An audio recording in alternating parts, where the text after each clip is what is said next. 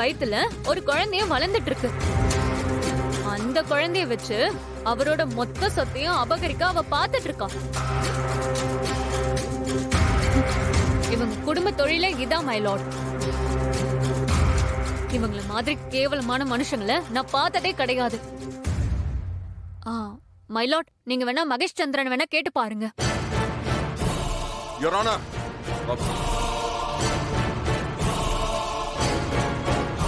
இந்த கேஸ்ல என்னோட பர்சனல் விஷயத்தை பத்தி பேசக்கூடாது.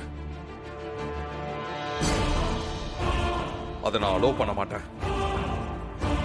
என்னையோ என் மனைவியையோ அவமானப்படுத்தினா அவங்க மேல மான நஷ்ட வழக்கு போட வேண்டியது இருக்கும்.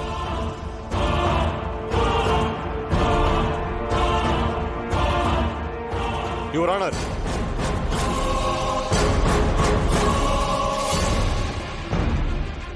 மகேஷ் சந்திரன் வழக்கிற்கும் இந்த கேஸிற்கும் எந்த ஒரு சம்பந்தமும் இல்லை.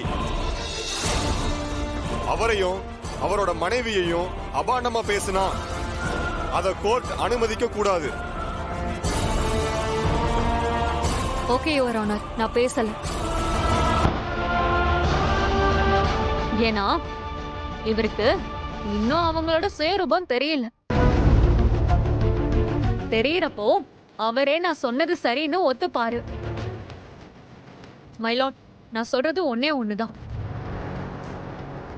துளசி எங்க அண்ணனை வசியம் பண்ணி கல்யாணம் பண்ணிக்கிறேன்னு போய் சொல்லி மொத்த சொத்தையும் அபகரிக்க பார்த்திருக்கான். யுவர் ஆனர், இந்த கல்யாணத்துல இருந்து தப்பிக்கிறதுக்கு அவளோட அண்ணனை வச்சு ஏன் அண்ணனை கொண்டு இருக்கா?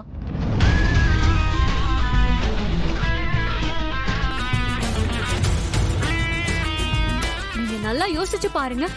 கூட பிறந்த தங்கச்சி நான் இருக்கேன். என்னையும் என் வீட்டுக்காரரையும் நம்பாதவரு இவங்களை எதுக்கு நம்பணும்? எல்லாமே பக்கா பிளான். என் அண்ணனையும் என் அம்மாவையும் கொலை பண்ண இவங்களுக்கு தக்க தண்டனை கொடுக்கணும். இப்ப கூட என் அண்ணனோட குழந்தைய இவங்க தான் கைப்பற்றி வச்சிருக்காங்க.